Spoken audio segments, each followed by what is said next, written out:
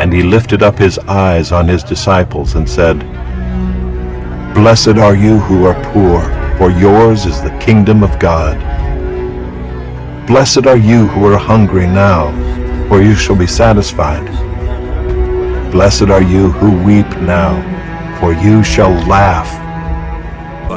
He goes around preaching that the kingdom of God is about to begin, and everyone must be ready for this kingdom of God. So he clearly is one of those eschatological prophets, those people expecting the end of days.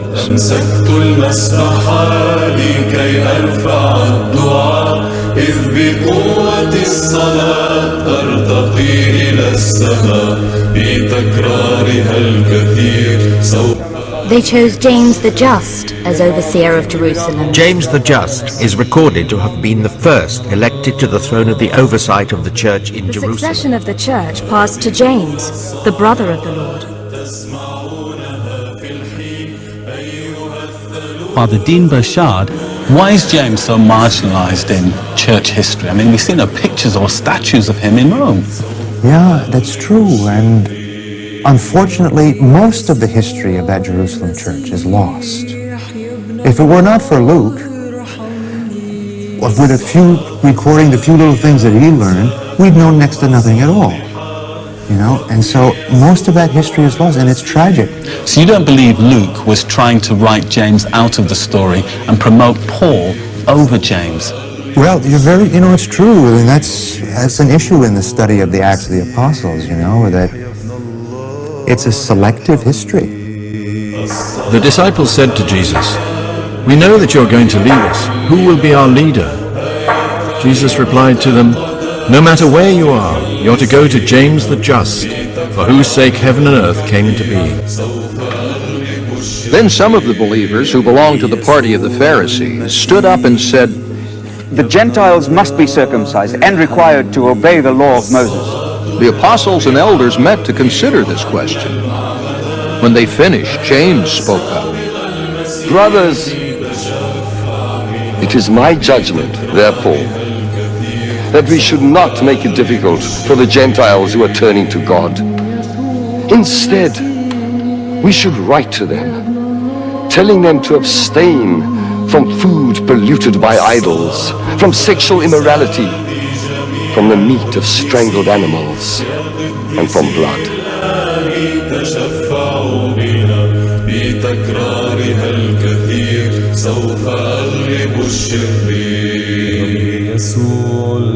Then they said to Paul, "You see, brother, how many thousands of Jews have believed, and all of them are zealous for the law.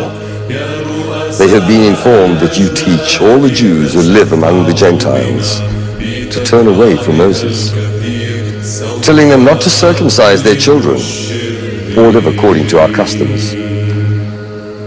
What shall we do? So do what we tell you. There are 4 men with us who have made a vow. Take these men, join in their purification rites, and pay their expenses, so that they can have their heads shaved. Then everybody will know there is no truth in these reports about you, but that you yourself are living in obedience to the law."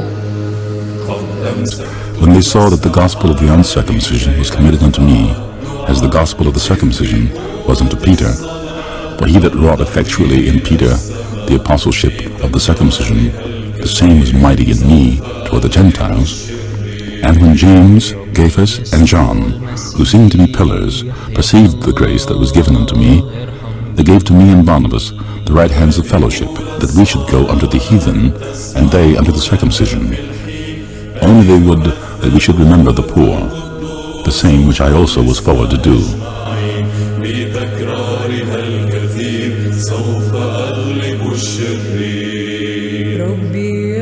It was Herod the Great who made a government with no connection to the old tribal loyalties. Herod the Great made a government of Roman civil administrators with no connection to his people. And therefore, the country was severely divided between the official political power in Jerusalem and what was really happening in the rest of the country. يسوع المسيح يا ابن الله ارحمني. الصلاة الثالثة بوالدة الإله هيا فريقة القداسة خلصينا بتكرارها. That Christianity came to be this creedal confession of the death, burial, resurrection of Jesus. Christmas and Easter, two main holidays. And yet we find in the book of James, or the letter of James, that's not the emphasis. So what is the emphasis? It is the view of true religion based upon the Hebrew prophets. It basically is the question, what does God really require of humans? It's a universal question.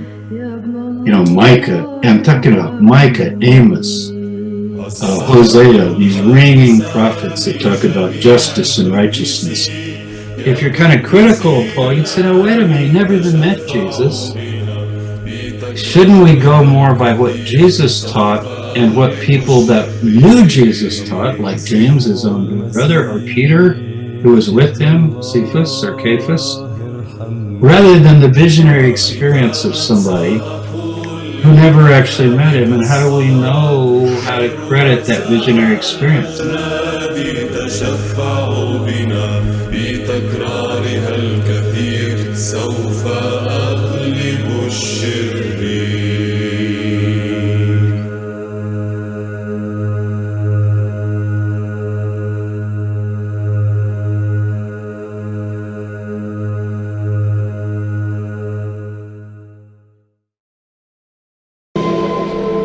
Antioch's Jesus followers seem to be flouting the most distinctive laws of Judaism.